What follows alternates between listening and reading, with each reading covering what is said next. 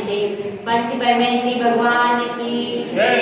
ब्रह्मपूज्याचे श्री आदि सत महाराज की जय। ब्रह्मपूज्याचे श्री मामी कीर्ति महाराज की जय। ब्रह्मपूज्याचे श्री विमल सागर महाराज की जय। ब्रह्मपूज्याचे श्री सुब्रत सतनंदी सागर महाराज की जय। ब्रह्मपूज्याचे श्री सुंदर सागर महाराज की जय। ऐसा में विश्व धर्म की जय। खिलवाड़ी माता की कालिका पुण्यमती माता की जय।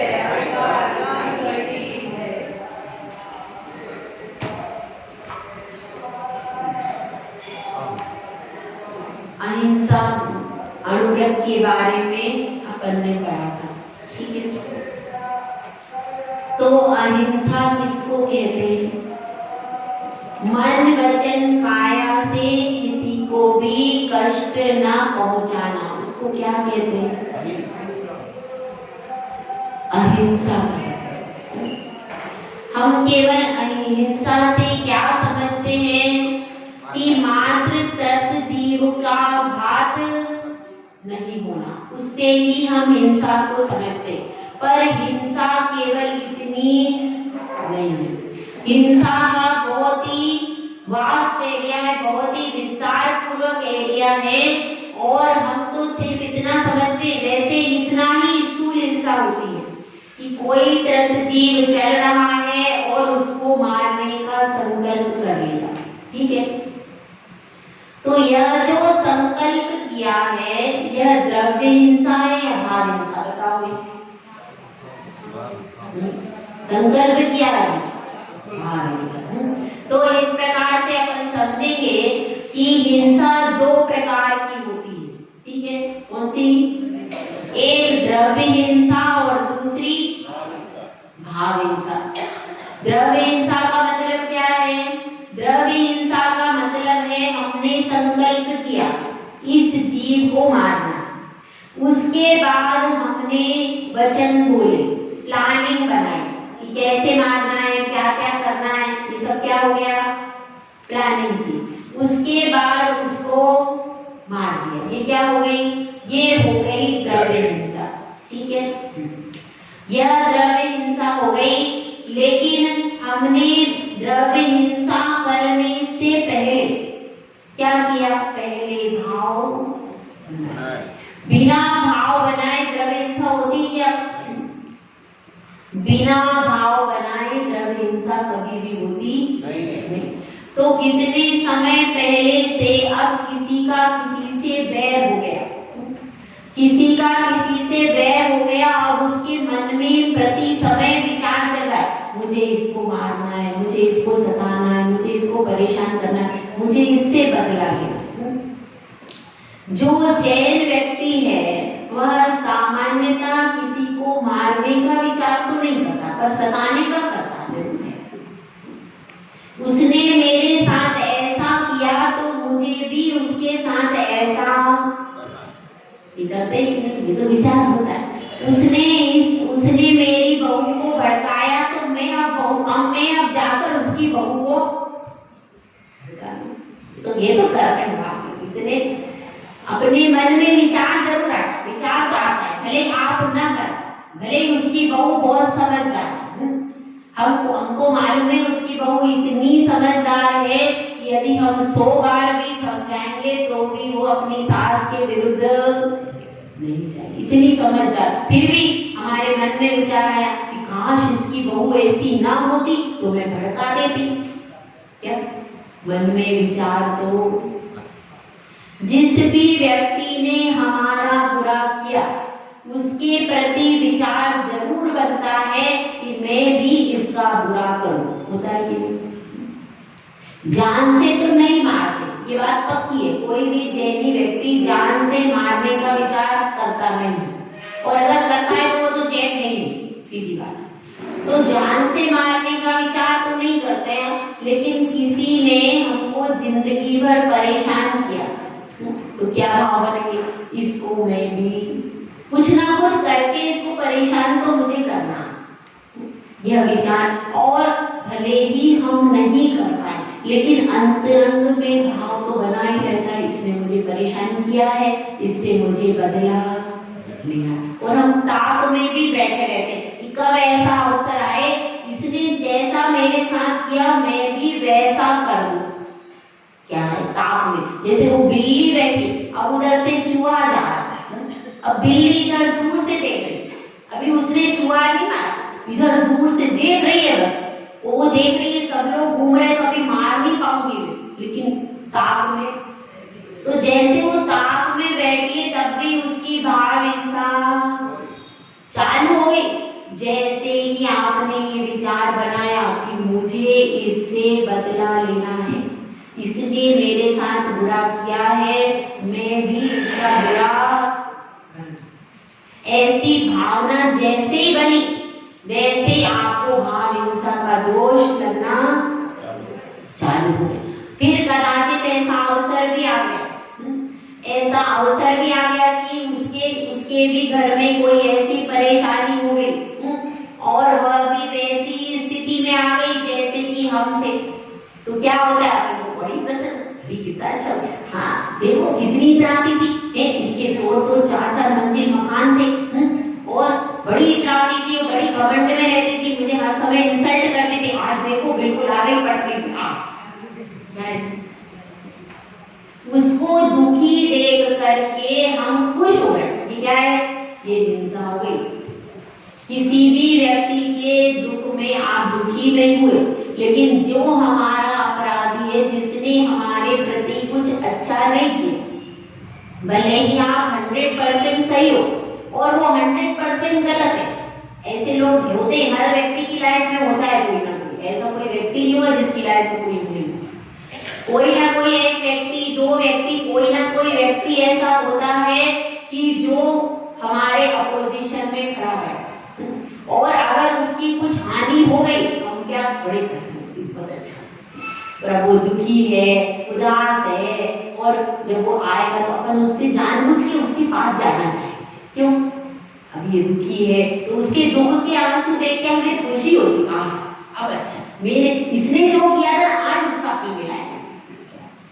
ये जो चीज है कि हमारी भाव हिंसा होनी आरंभ कब से हो जाती है, जब से ही हम मन में विचार कर लेते हैं कि इसने मेरे साथ बुरा किया है, इसका बुरा जरूर हो, इसका बुरा हो जाए, इसका नाश हो जाए, इसका सत्यानाश हो जाए, मन में विचार आता है कि नहीं आता है, मन में विचार सबके आ जाता है। जैसे ही सामने वाला हमारे लिए कुछ गलत करता है, मन में विचार आ ही जाता है, मन में विचार आता है, और विचार आ गया, विचार आने के बाद आपने कहा हे प्रभु मैंने कैसा विचार किया, इसका मुझे क्षमा करना, जब आपने विचार आने के बाद तुरंत क्षमा मांग ली तो वह पाप उठना बनेगा नहीं बनेगा। लेकिन अब विचार चल रहा, अब हम ताक में बैठे, अब जैसे वो बिल्ली बैठी, अब हम ताक में बैठे, कब मुझे मौका मिले, कब इसका नाश हो जाए, कब इसका ये 3 मंजिला मकान, कब इसकी गाड़ी चोरी हो जाए, कब इसकी बेटी के घर में कुछ हो जाए, तो फिर मुझे कहने का मौका मिलेगा कि देखो तुमने मेरे साथ ऐसा किया था,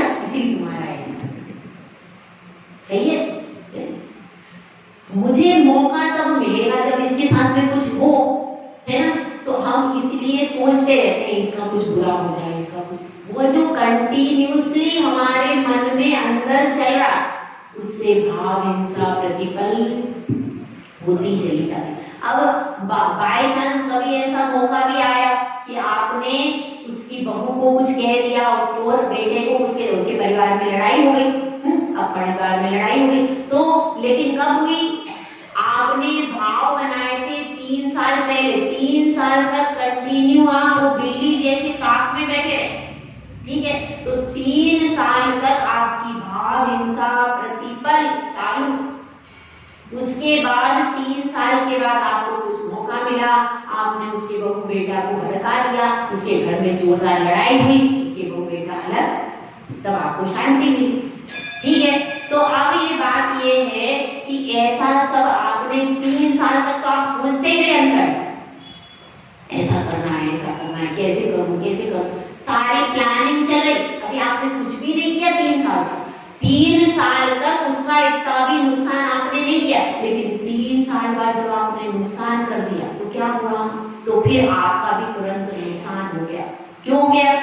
क्योंकि 3 साल पहले से आपने दिया तो वो 3 साल का पाप इतना ज्यादा हो गया कि जैसे ही आपने गलती की तुरंत आपका पाप कम हो गया क्या, और उसका तो जो हो आपका भी पहले ही आपके घर में भी लड़ाई होना है। तो हम क्या करते, भाव हिंसा तो करते ही हैं, भाव हिंसा से बच नहीं पाते। तो केवल त्रस जीव को मारना हिंसा नहीं है, उससे बढ़कर के बात है कि हम भाव हिंसा नहीं करें, हम अपने वचनों से ऐसा कुछ ना करें जिससे सामने वाले का घर उजड़ जाए, उसको तकलीफ हो जाए और दूसरे के दुख में हम आनंद नहीं, भले ही वो सामने वाला हमारा बैरी हो चाहे ना, उस समय पर हमारे मन में उसके प्रति विरोध के, बदला लेने के भाव बनना, यह भाव हिंसा है। समझ में आई बात? देखिए इसमें बहुत अच्छा उदाहरण आता है द्रव्य हिंसा और भाव हिंसा का, उसको थोड़ा सा अपन समझ लेते हैं। स्वयंभू रमण समुद्र में आपने सबने कहानी सुनी, अभी थोड़ी सी वही कहानी सुनाई। उसमें 2 मत्स्य रहते थे, एक तंदुल मत्स्य और एक राघव मत्स्य, ठीक है। अब वो तो 1000 योजन वाला था, समूर्छन था। समूर्छन मतलब क्या होता है, जो हवा, पानी, मिट्टी और जल इन सब से निर्मित हो जाते हैं, उनको क्या कहते हैं, समूर्छन जीव। तो ऐसे ही वे दोनों समूर्छन जीव थे, किसी के गर्भ से उत्पन्न नहीं हुए, लेकिन पंचेंद्री थे, संगी थे, और स्वयंभू रमण द्वीप में जो मत्स्य है वह 5वां गुणस्थान भी प्राप्त कर सकता है, उसमें पूरी कैपेबिलिटी। तो अब बात क्या चल रही है, अब महामत्स्य था 1000 योजन का, बड़ा लंबा चौड़ा, और वह रात में जब सोता था तो मुंह खोल करके सो जाता था। अब मुंह खोल करके सोता था तो उसमें से कितनी सारी मछली आती थी और निकल जाती थी। अब उसके कान में एक छोटा रहता था, और तंदुल मत्स्य, सबको कहानी पता है, एक छोटा तंदुल मत्स्य रहता। अब तंदुल मत्स्य विचार करता है कैसा मूर्ख है, इतनी सारी मछली आती है और जाती है और ये को खा ही नहीं पाता, मैं होता तो सब बस, मैं होता तो मैं ऐसा कर लेता। अब ये सामने वाला, अरे इसके पास इतने करोड़ रुपए हैं, 2 मकान नहीं बना पाया अभी तक, मैं होता तो 4 बना लेता, इतने करोड़ की प्रॉपर्टी, 2 मकान नहीं बना पाया अभी तक। वो कुछ नहीं बना, हमारे मन में विकल्प संकल्प, इसने ऐसा नहीं किया, इसने ऐसा नहीं किया, ये ऐसा कर रहा, ये सब क्या, इसने ऐसा कर दिया, ये भी सब आपकी उस समय से ही आपने क्या चालू कर दिया, हिंसा के परिणाम बनाना चालू कर दिया। वो व्यक्ति कर, हम किसी का कुछ भी नहीं पाएंगे, लेकिन परिणाम तो बना लिए। अब उसने भी परिणाम बनाए। अब महामत्स्य तो जब जितना खाता था उतना खाता था, लेकिन उसने परिणाम बनाए, उसने कुछ भी नहीं खाया, एक भी मछली नहीं खाई उस तंदुल मत्स्य। खाई क्या, उसमें कैपेसिटी नहीं थी, तो बहुत छोटा था, वो कुछ कर ही नहीं सकता था, वह सिर्फ कान का मैल खाया उसने, एक भी जीव की हिंसा नहीं की उसने, लेकिन मात्र भाव हिंसा से कहाँ गया, 7वें नरक में। और राघव मत्स्य तो द्रव्य हिंसा से गया, और ये भाव हिंसा से भी कहाँ चला गया, 7वें नरक में। तो अपने को यह विचार करना है कि भाव हिंसा से भी बचना है। त्रस हिंसा तो हम बहुत ज्यादा नहीं करते, और कदाचित त्रस हिंसा होती है तो उसका पश्चाताप भी करते हैं। अगर कहीं चींटी आदि मर जाए ज्यादा तो अपन पश्चाताप, अरे चींटी मर गई, हमसे गलती हो गई, छिपकली मर जाए, जाके प्रायश्चित लेते कि नहीं लेते, प्रायश्चित लेते हैं, गुरु के पास भी लाते हैं, गुरु हमारे से चूहा मर गया, छिपकली मर गई, चींटी मर गई, सारे का प्रायश्चित भी लेते, और अंतरंग में पश्चाताप भी करते कि नहीं करते। लेकिन जो हमारे भाव में हिंसा हम प्रतिबल कर रहे हैं, दूसरे लोगों के प्रति खोटे विचार कर रहे हैं, उस हिंसा का पाप कौन भोगे? उसका तो हमने कभी प्रायश्चित किया ही नहीं।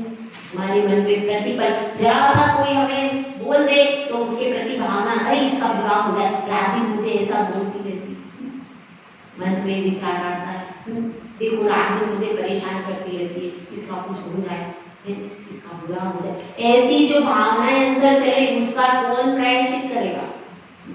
तो ऐसी भावनाओं को रोकना है, ऐसी भावनाओं को क्या करना। और देखिए आप द्रव्य हिंसा कैसे कैसे करते हो, थोड़ा सा समझ लेते हैं। हम मंदिर में आते हैं, ठीक है, मंदिर में आते हो, अभी सुबह का समय है, और सुबह के समय पर यदि आप चाहो तो बिना पंखे के रह सकते हो कि नहीं?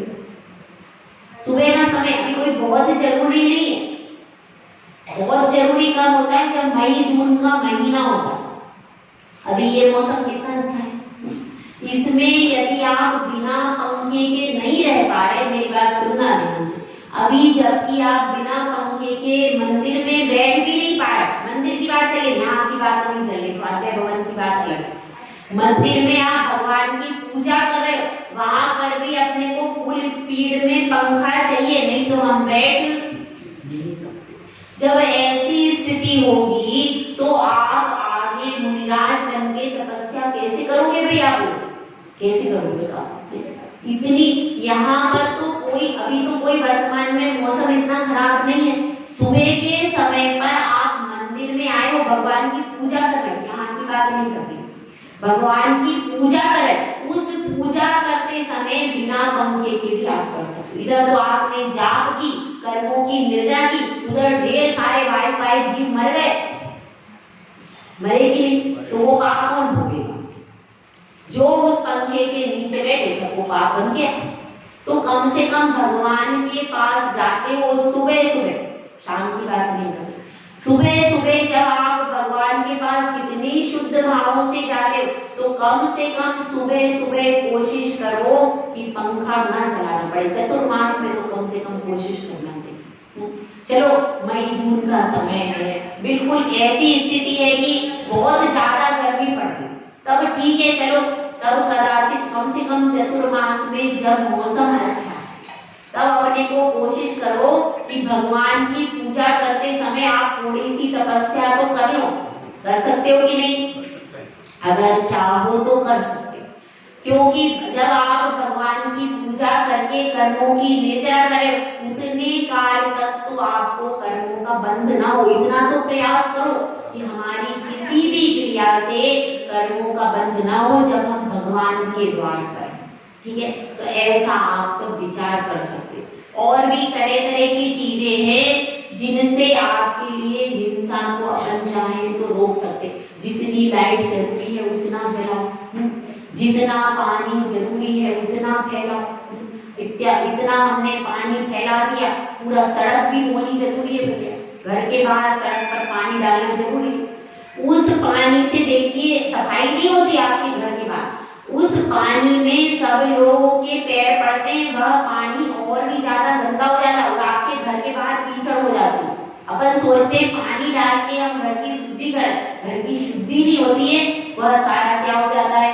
कीचड़ हो जाता है और अपने घर के बाहर और ज्यादा गंदगी हो जाती है। लेकिन हम बाहर भी डालते हैं, गाड़ी धुल रही है पाइप से, धुलती है कि नहीं? गाड़ी पाइप से धुल रही है तो कितना पानी उसमें वेस्ट जा रहा है। ऐसे ऐसे कर्म जो हैं जिनसे बहुत ज्यादा हिंसा हो जाती है, पानी की हिंसा सबसे ज्यादा होती कि नहीं? जल का एक जीवों की हिंसा कितना करते हैं अपन, तो उसको कौन रोकेगा? उसको अपने को ही रोकना है। तो अब अपन अतिचारों के बारे में पढ़ेंगे कि प्रथम जो हमारा अनुव्रत है कौन सा? अहिंसा अनुव्रत। तो अब शिष्य प्रश्न कर रहा है कि आपने बता दिया, क्या बताया था? किसी भी जीव को मारने का संकल्प नहीं करना, उसके बाद वचन से नहीं बोलना और उसको मारने वाले की अनुमोदना भी नहीं करना, ठीक है? ऐसा सब ये क्या होता है? ये अहिंसा व्रत होता है। अब इसमें अतिचार बता रहे हैं।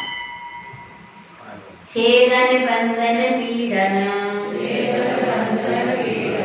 मति भारारोपणं व्यतिचारा आहार वारणापि च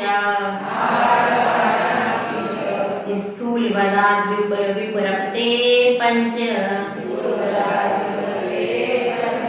छेदन बंधन पीड़न मति भारारोपणं व्यतिचारा आहार वारणापि च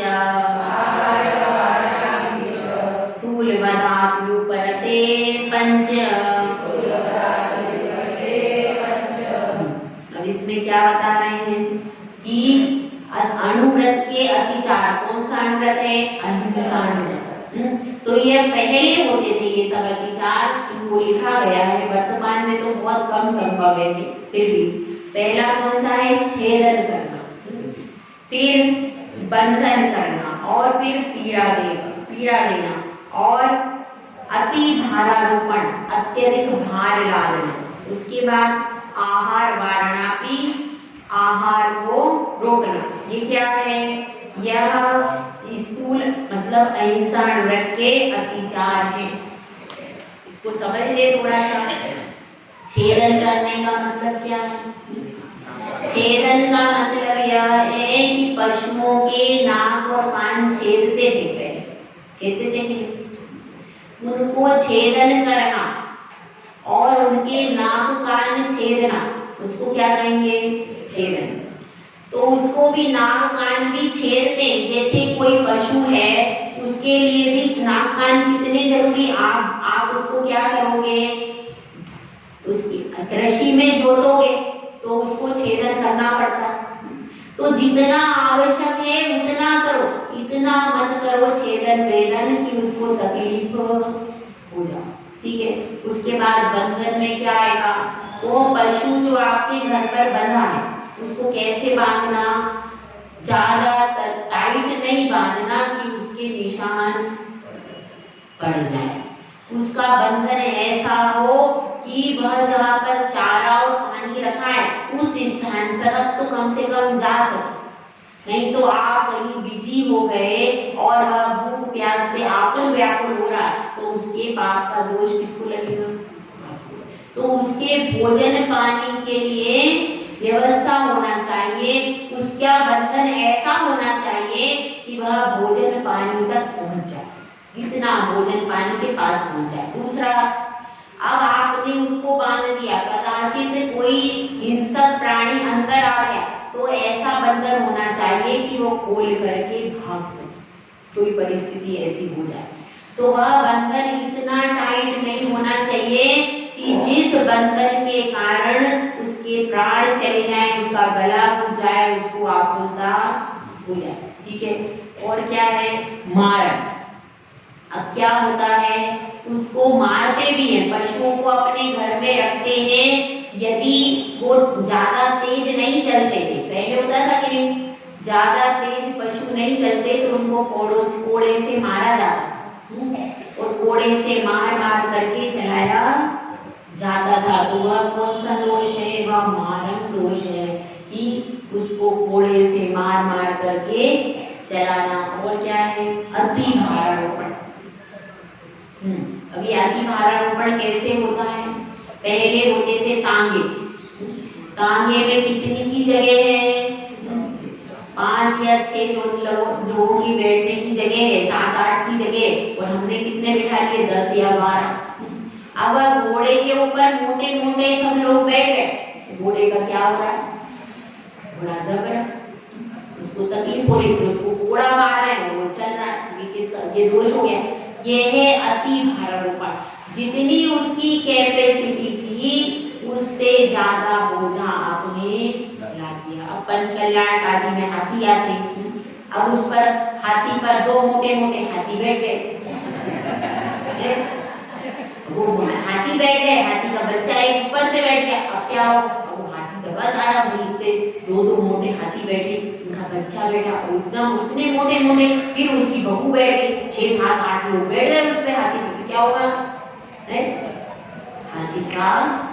हाथी परेशान हो रहा है, फिर उसको मार रहे हैं महावत। तो ऐसा काम जितनी उसकी कैपेसिटी है उतना तो वह हो सकता है, लेकिन बहुत ज्यादा हार यदि हम लाद देंगे तो वह सहन नहीं कर पाएगा। इसी तरह से पहले होता था, पहले क्या होता था, जो बहू आती थी उसको सास कहती थी दिन भर काम करो काम करो काम, दिन भर उसको जोर देते थे, सही है कि नहीं? अपने पुराने दिन याद करो सब पे। सबकी पहले क्या होता था, सुबह से लेकर के शाम तक, सुबह 4 बजे उठो, घट्टी पीसो, घट्टी पीसो और घट्टी पीसो, नमक पीसो, सब घट्टी में पीसता था। 4 बजे से बहू उठती थी, और सब फिर क्या करो, फिर भोजन बनाओ। भोजन कितने जनों का बनेगा? 20 जनों का। एक कोई सब्जी शोधन कर रहा है, एक रोटी बना रही है, एक आटा गूंद रहे, इस तरह से सबके अलग अलग काम। पूरे दिन उसमें पानी भर के लाओ कुएं से, अनाज शोधन करो, दिन भर पापड़ बड़ी बनती थी, हर महीने में 2 ऐसा होता था। तो ये सब सामान घर में बना, क्योंकि पहले लोग बाहर का नहीं खाते थे, तो सारा सामान दिन भर बहू जुटी रहती थी। उसके बाद भी कई ऐसी होती थी सासू कि भाई अभी भोजन नहीं करना, चलो अभी ये रोटी बनाओ, अभी ये काम करो, अभी वो काम करो, अभी कपड़े धो, मतलब उनको भोजन के लिए भी रोक दिया जाता था। अभी भोजन नहीं करूंगी, 2 घंटे बाद करना, ऐसा कह के क्या करते थे, रोक देते।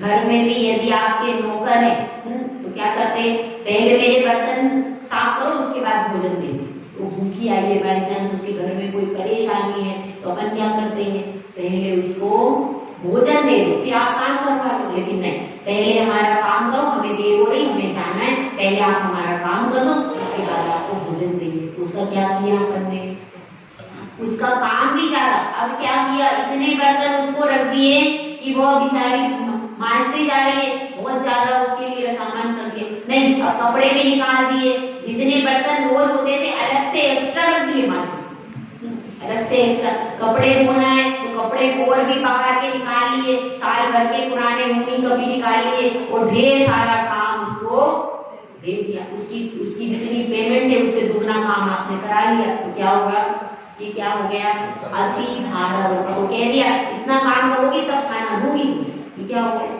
एक तो अति भारारोपण कर दिया, उसके बाद उसका भोजन रोक लिया, ये पूरा हिंसा का बोझ अतिचार हो गया। तो ऐसा अतिचार दुकान पर है।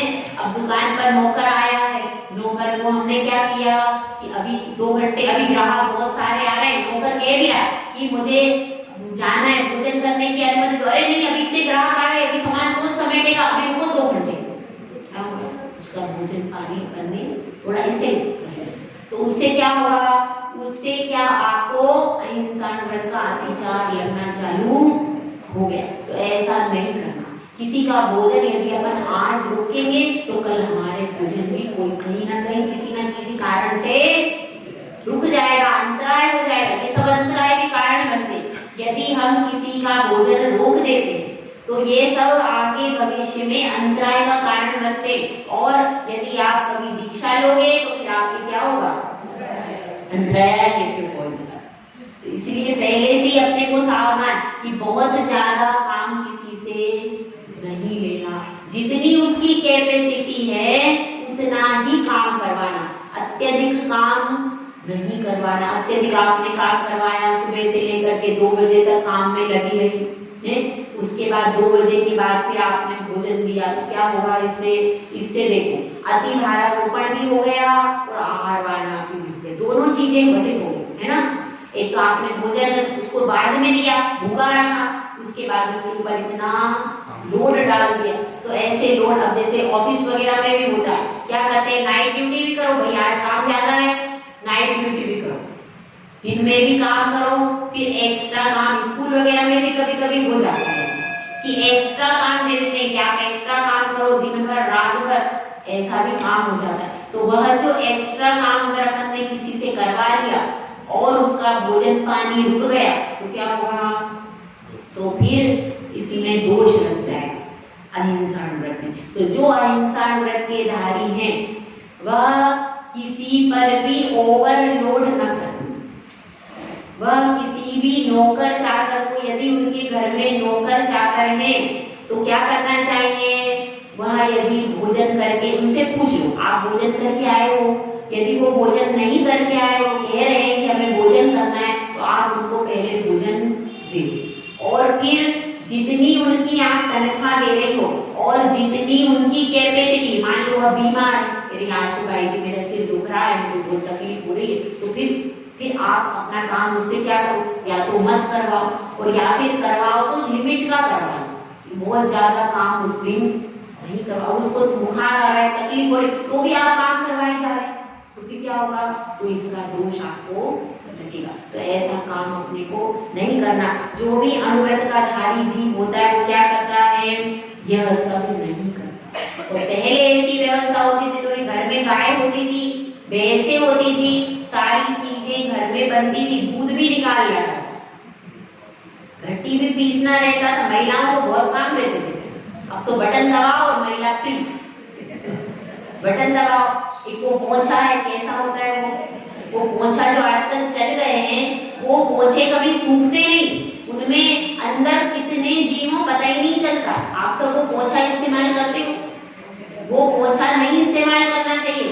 वो पोंछे आप देखो, वो लंबा वाला आता है ऊपर खड़े होंगे, उसमें लंबे लंबे वो निकले रहते हैं, उसके अंदर देखो एक तो कभी सूखता नहीं है, तो वो सफाई उससे होती नहीं है। अब आपके पास कपड़ा होगा तो आपको जीव तो दिखेगी, अब उसके अंदर कहाँ जीव दिख रहा है, उठाया पोंछा तो बाल्टी में पड़ा रहता है, तो उठा करके लगा दिया। अब बताओ कितने जीव, वह पानी का गीला पोंछा कितने दिन तक गीला ही रहता है, उस गीले पोंछे में कितना दोष लगा। वो अपना जो कपड़े से अपन करते थे वह सही चीज, अब कपड़े का सिस्टम खत्म हो गया, और अब खड़े होकर के झाड़ू लग रही, अब नीचे चींटी दिख ही नहीं रही। पहले बैठ के झाड़ू लगाएंगे, पोंछा तो चींटी दिखेगी, अब इतने हम ऊंचे खड़े, अब उसमें कहाँ चींटी दिखेगी। तो सारी वैक्यूम क्लीनर जो है वो वाले, उसमें क्या खड़े होकर के सफाई हो, खड़े होकर के यदि आप सफाई करोगे तो नीचे चींटी होगी, छोटी कैसे दिखेगी बताओ। जो सिस्टम बैठे वाला है वो बिल्कुल सही है, क्योंकि उसमें जीवों की हिंसा नहीं होती। लेकिन अब ये सिस्टम चल गया, वो पोंछा है, वो पोंछा कैसा है, उस पोंछे का कभी भी वो सूखता नहीं, और उसके अंदर आप देख भी नहीं सकते, अंदर यदि चींटी चिपकी है तो दिखेगी भैया। तो अपने को भी उस पोंछे का इस्तेमाल, वो पोंछा हाथ से जो पोंछा लगाया जाता है वो कपड़े वाला, उसी का इस्तेमाल करना चाहिए, क्योंकि इस पोंछे में अंदर अंदर बहुत सारे जीव रह जाते, दिखते ही नहीं है। जो भी हम झाड़ू लगाते हैं, झाड़ू का भी शोधन होता है, झाड़ू का भी शोधन होता है, पोंछे का भी शोधन करके फिर लगाया जाता है, सही है कि नहीं। अब बताइए वो जो ऊंचा वाला पोंछा है उसका शोधन कैसे करोगे बताओ, उसका शोधन हो सकता है, उसके अंदर यदि चींटी है, मच्छर है, कुछ है, वो तो बाल्टी में पड़ा रहता है, आप बाल्टी में से उठाया और लगा दिया, बताओ उसका शोधन किया आपने, उसमें अंदर जीव थे कि नहीं देखा, उसका शोधन। तो ऐसी चीजें भी हमको इस्तेमाल नहीं करना चाहिए। और यदि हम बैठकर पोंछा लगाते, झाड़ू लगाते, नीचे चींटी आगे दिख सकती, खड़े होकर के लगाएंगे तो दिखेगी चींटी, नहीं दिखेगी, और खड़े होकर के फिर हम बार बार झुक भी नहीं सकते, तो क्या इसे बहुत देखिए, जिन पाश्चात्य देशों में इस तरह खड़े होकर के परंपरा है, उन पाश्चात्य देशों में अहिंसा का कोई कॉन्सेप्ट नहीं है, उनके लिए जीवों को मारने में कोई बात नहीं है, सिर्फ सफाई करनी है उनको। क्या आपको सिर्फ सफाई करनी है? हमको सफाई नहीं करनी, हमें जीव की रक्षा करनी है। हमारे लिए दो चीजें, उनके लिए सिर्फ सफाई चाहिए, उनको सिर्फ सफाई चाहिए। वो आता है वैक्यूम क्लीनर आता है, क्या आता है, उसको ऐसा घुमा देते हैं, उसमें सारी धूल चली जाती है, और धूल के साथ में यदि जीव होगा तो जीव भी अंदर चला जाएगा, वो भी होता है, नहीं सोफे आदि पे घुमा देते। तो ये समझना अपने को है, ऐसी सब चीजें हमारे जैनियों के लिए उपयोगी नहीं है।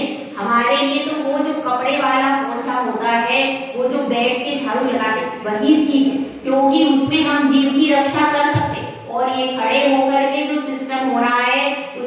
हो रहा है, उससे हमारे जीव रक्षा का पालन नहीं हुआ।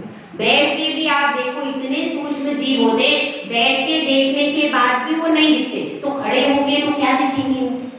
तो इसलिए हमको क्या करना चाहिए, जो हमारी पुरानी परंपरा चल रही वही, उसी से जीव रक्षा हो सकती है। ये जो नई चीजें आई हैं इससे जीव रक्षा, सिर्फ सफाई बढ़िया हो जाएगी, आपका फर्श चमक तो जाएगा, पर जीव रक्षा, इतने जीवों के पाप का बंध आपकी आत्मा पर हो जाएगा। तो केवल फर्श साफ नहीं करना, आत्मा भी साफ करनी, ठीक है ना। तो इसलिए अब अपने को यही समझना है कि हमारे लिए कैसे अहिंसा व्रत पालन करना है।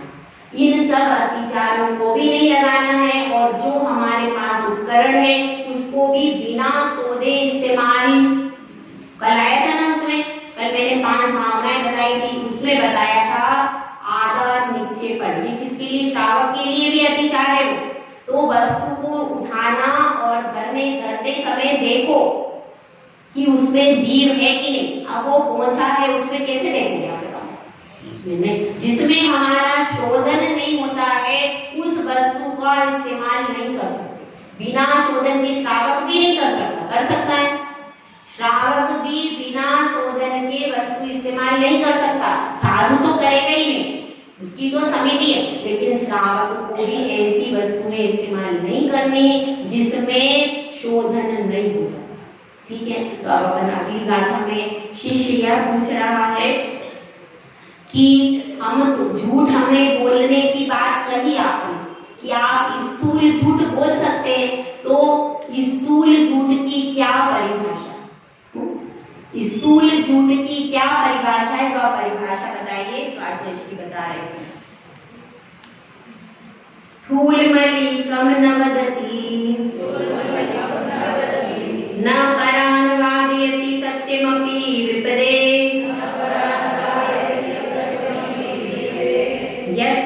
यत्तद् वदन्ति सन्तः स्थूल मृषावाद वैरमणम् स्थूल मलिकम न वदति न परान् वादयति सत्यमपि विपदे यत्तद् वदन्ति सन्तः स्थूल मृषावाद वैरमणम्। अब इसमें क्या बता रहा है कि स्थूल मलिकम न वदति, स्थूल झूठ नहीं बोलता है, और ना परान वादयति सत्यमपि विपदे, और ना दूसरों से सत्य ही बोलता है विपदा के समय।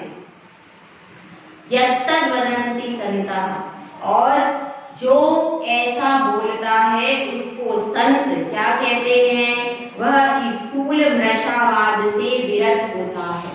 समझ में आई बात आपको, क्या बात यहाँ पर कह रहे हैं, मुख्य रूप से बात यह कह रहे हैं स्थूल झूठ क्या होता है। स्थूल झूठ कैसे कोई पुत्र हो और वह कहे कि मुझे किसी माँ ने जन्म नहीं दिया, तो सत्य है, झूठ है। मतलब जो सामने प्रत्यक्ष ही दिख रहा है कि कोई पुत्र है तो उसकी कोई ना कोई माँ जरूर, भले ही मर गई लेकिन कभी ना कभी तो होगी, कोई ना कोई माता पिता उसके लिए होंगे। तो ऐसा कोई पुत्र नहीं हो सकता जिसकी को भी कभी ना कभी कोई माँ, कभी ना कभी उसकी माँ जरूर होगी जिससे उसका जन्म हुआ। तो ये क्या है, यह सामने स्पष्ट झूठ बोला जाता है। अब ऐसे कोई आपको यहाँ पर कह दे कि आरिका माता जी मंच पर नहीं है, तो आप मान लोगे? सामने प्रत्यक्ष दिख रहा है तो वह प्रत्यक्ष में यदि कोई वस्तु दिख रही है तो उसके लिए झूठ नहीं बोलना। ये स्थूल झूठ के अंदर आता है कि प्रत्यक्ष में कोई वस्तु दिख रही है और फिर भी हम क्या कह दें कि वह वस्तु, अब आप कैसे बोलते हो बताते हैं। चौके में क्या हो गया, चौके में स्वामीनाथ के पास में गए और क्या बोलते, शक्कर खत्म हो गई लेके आओ। अब स्वामीनाथ भी कहते मैंने कल ही देखा था, कल मैंने चाय बनाई थी अभी रखी है, अरे नहीं लेके आओ। क्योंकि आप जानते हो एकदम डिमांड पूरी नहीं होगी। आप उनको 2-3 दिन पहले से कहना, शक्कर खत्म हो गई, 2-3 दिन पहले से कान में डालना शुरू कर देते। तो ऐसा करते हो कि नहीं? ऐसा करते हैं। कोई भी सामान मंगाना है तो 3 दिन पहले से ये सामान खत्म हो गया, ये सामान लाना है, ये सामान लाना है, 3 दिन तक आपका रात माला चालू रहता है। फिर वो परेशान हो जाते, तीसरे दिन तो लाके रख देते लोग, ऐसा होता है। तो 3 दिन पहले से आपकी फरमाइश, और आप जानते हो यदि इनको एट ए टाइम मंगाएंगे तो फिर बिना शक्कर की चाय पीनी पड़ेगी, क्योंकि वो लाके देते नहीं है। तो इसलिए क्या करते हैं, 3 दिन पहले से, 4 दिन पहले से, खत्म हो गई। ये सब क्या है? ये स्थूल झूठ। यह झूठ ऐसा है कि जिसमें आपका अभिप्राय झूठ बोलने का नहीं, लेकिन परिस्थितिवश आपको वैसा कहना पड़ा। तो ऐसा झूठ तो आप बोल सकते हो, क्योंकि इसमें आपका अभिप्राय सामने वाले को पीड़ा पहुंचाने का नहीं। तो कैसा झूठ नहीं बोलना, इसको सुन लीजिए।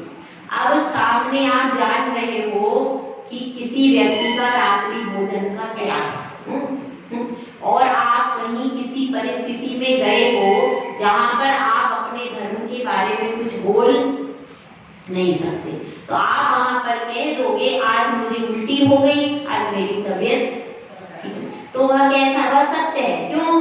क्योंकि आप यदि वहां पर बोलोगे मेरा रात्रि भोजन का त्याग है, तो बात हो सकता है कुछ लोग आपका मजाक उड़ाएं, इसलिए आपने क्या कह दिया, आज मेरी तबीयत ठीक नहीं, आज मेरी तबीयत। तो उस समय आपने विपत्ति में क्या बोला? झूठ बोला। लेकिन क्यों बोला? अपनी रात्रि भोजन त्याग व्रत के पालन करने के लिए झूठ बोला। ऐसा कभी कभी परिस्थिति होती, अब जैसे सुदर्शन सेठ की परिस्थिति थी, उनका यह नियम था, एक पत्नी व्रत था, एक पत्नी व्रत उन्होंने ले लिया। अब क्या हुआ कि वहां बहुत ज्यादा सुंदर थे, वो कामदेव के समान सुंदर थे, तो उनके रूप पर आसक्त हो गई रानी। अब क्या करें? तो अब रानी ने संदेशा पहुंचाया, तो उसने सुदर्शन सेठ ने कहा मैं क्या करूं, एट टाइम उनको कुछ सूझा नहीं, अब संदेशा तो बोलना है। तो उन्होंने दासी के हाथ कहलवा दिया कि मैं तो नपुंसक हूं, ऐसा कह, और कह करके वो दासी चली गई। दासी ने रानी को बता दिया, ठीक है, अब ऐसे व्यक्ति से ठीक है, कोई बात नहीं। अब क्या हुआ, एक दिन वन क्रीड़ा के लिए गई रानी, और वहीं पर वसंत क्रीड़ा के लिए सेठ भी गया। अब सेठ की सेठानी गई और साथ में पुत्र भी गए। उसने पुत्र देख लिया, उसने देखा कि अरे ये तो झूठ बोल रहा है, ये तो पुत्र है इसका, इतना सुंदर पुत्र है, ये किसका पुत्र है? उसने पूछा वहां पर, ये किसका पुत्र है? ये तो सुदर्शन सेठ का पुत्र है। अच्छा, मुझसे झूठ बोल दिया। तो झूठ उसने बोला, लेकिन क्यों बोला? कि मेरा एक पत्नी व्रत है, और ये परिस्थिति, दोनों चीजें थी। एक तो परिस्थिति थी, तो परिस्थिति भी योग्य नहीं है, और दूसरी क्या चीज थी? दूसरा उसका एक पत्नी व्रत भी था, स्वतः संतोष व्रत था उसका, एक पत्नी व्रत था, वो परिस्त्री थी, तो परिस्त्री तो किसी भी प्रकार से योग्य नहीं थी, तो उसने झूठ बोल दिया। मगर झूठ बोल करके भी वह सत्य है। क्यों? क्योंकि उसका अभिप्राय क्या था? उसका अभिप्राय था मेरे व्रत की रक्षा, मेरा व्रत पाल जाए। तो कोई भी संयम है, व्रत है, इसको पालने के लिए यदि आपको कदाचित झूठ भी बोलना पड़ता है, तो वह सत्य की श्रेणी है। ठीक है, ऐसा बता है। और दूसरी बात क्या बता रहे? तो ऐसा भी होता है कि स्थूल झूठ कई बार बोल देते हैं। कैसे? और एक मुनिराज की भी इसमें कथा आती, विपत्ति के समय पर जिसने क्या बोला था? सत्य बोला था। वो सब कहानी आपने सुनी है कि कहां पर क्या कहानी आती है? एक गाय निकल के जा रही थी, और मुनिराज समय बैठे थे। तुरंत अब शिकारी आ गया पूछने, तो मुनिराज ने क्या किया? वो खड़े हो गए। खड़े होकर के उन्होंने उत्तर दिया कि मैं जब से खड़ा हूँ गाय नहीं कुछ गई नहीं। क्या हुआ? वो बैठे थे तब गाय निकली थी, तो उन्होंने सच भी बोल लिया, अपने सत्य महाव्रत को भी बचा लिया और गाय को भी बचा लिया। तो इतनी बुद्धि होनी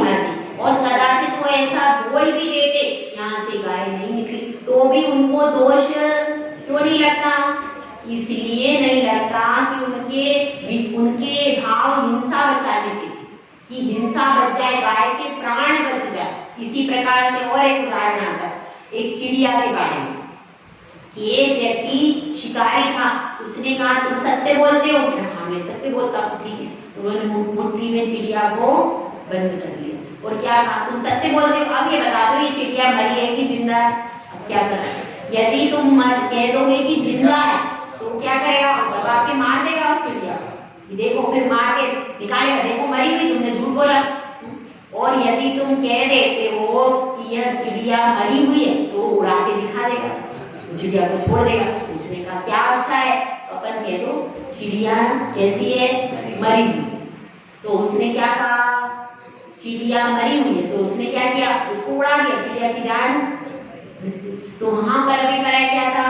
जान को बचाने का। इसी प्रकार से जहां पर अपने प्राणों की रक्षा की बात और किसकी बात हो, व्रत नियम संयम को बचाने की बात हो, वहां पर यदि अपन झूठ बोल करके भी अपने संयम की रक्षा कर लेते हैं, अपने व्रत को बचा लेते हैं, अपने नियम की रक्षा कर लेते हैं, तो वह सत्य के बराबर ही माना जाता है, उसको झूठ नहीं माना जाता। तो इसलिए अपने को यह समझना है कि झूठ हमको कैसा बोलना है, ऐसा झूठ नहीं बोलना कि जिससे सामने वाला जीवों का घात करे। जब जीवों का घात सामने हो, जब अहिंसा और सत्य ये दो अनुव्रत आपके सामने हो, तो आप कौन से अनुव्रत की पहले रक्षा करोगे? आपके पास दो अनुव्रत सामने, पहला अहिंसा अनुव्रत और दूसरा सत्यानुव्रत। आपको पहले कौन से व्रत की रक्षा करनी है? पहले अहिंसा व्रत की रक्षा करना है। यदि अहिंसा व्रत की रक्षा करते हुए यदि आपने झूठ भी बोल दिया तो कोई बात नहीं, लेकिन आपने सत्य बोला और उससे कई सारे प्राणी मर गए तो क्या होगा? तो आपका वह सत्य की श्रेणी में नहीं आएगा। तो इस चीज को हमें समझना है कि हमें कैसे संभाषण करना। अगर कोई व्यक्ति काना है तो उसको काना नहीं बोलना। अब कोई व्यक्ति कम सुनता है, मंद बुद्धि है, तेरा बच्चा तो मंद बुद्धि है, कुछ समझता है, क्या होगा? उसको बुरा लगेगा, लगेगा कि नहीं? बुरा लग जाएगा। तो उसको कैसा होगा? उसको तकलीफ होगी। तो भले ही किसी का काना भी हो तो भी उसको काना, लंगड़ा भी हो तो भी लंगड़ा नहीं कहते। इस तरह से किसी के पुत्र नहीं है तो अपन बार बार अरे इसके तो पुत्र नहीं है, बार बार उसको तिरस्कार करते हैं, बार बार किसी का अपमान करते हैं। तो ऐसे अपमान और तिरस्कार के वचन भी असत्य की श्रेणी में आते। भले ही वो सामने से काना है, बहरा है, लंगड़ा है, लूला है, सब है, लेकिन उसको मुंह पे ऐसा बोला, किसमें किस श्रेणी में आएगा? ये असत्य की श्रेणी में आएगा। यह प्रशस्त वचन ही बोलना चाहिए और जिसके द्वारा किसी को तकलीफ हो जाए ऐसे वचन कभी भी बोलना नहीं चाहिए। तो इस तरह से अपन अब आगे बढ़ेंगे। कल इसके अतिचारों के बारे में समझेंगे। जय बोलो आचार्य सुंदर साला महाराज की। और कल का प्रोग्राम थोड़ा सा समझ ले।